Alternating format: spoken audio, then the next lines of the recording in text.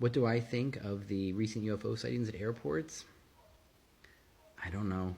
I try not to let it bother me. I've done this video like so many times. There's so much I can say around this subject, but it just rests in this unknowability that is deeply unsettling. When I first started learning about UFOs 5 years ago and realized how much evidence there is and that we can do nothing about it, reading Charles Fort, the great collector of anecdotes, and he says, I think we are being farmed, is a really great way of looking at it. For that kind of dark conspiracy side of it, John Keel is the investigative journalist to read.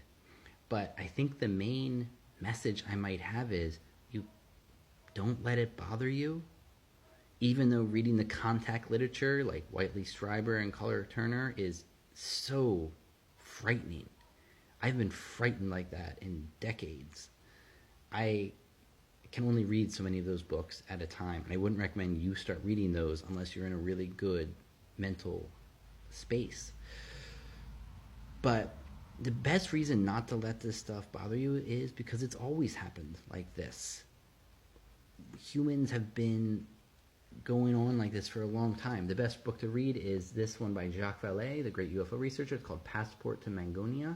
And besides it having a whole bunch of UFO sightings and encounters with beings, the main thrust of the book is the fairy lore bled into this UFO lore of today. It's the same stuff. We're just viewing it through a different lens. And when you read something like the Encyclopedia of Fairies, you realize it's not good usually when humans meet fairies. It's not good for the humans, just like when the humans meet the Greek gods. It's terrible. I talk to my kids about this, and I say, if you meet a fairy, be very polite, take no gifts, get away as soon as you politely can. Do not go with them. Do not eat their food.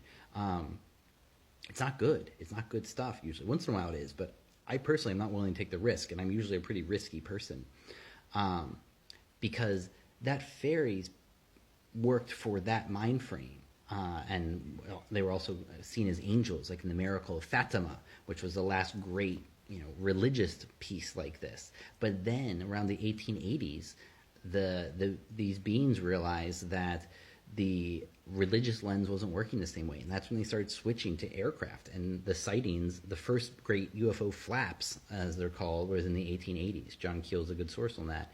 And they keep coming in these certain waves, and now they look like sciencey things because now our religion is science. But there's not much to do. So read your poetry, make your love, do your spiritual work, live.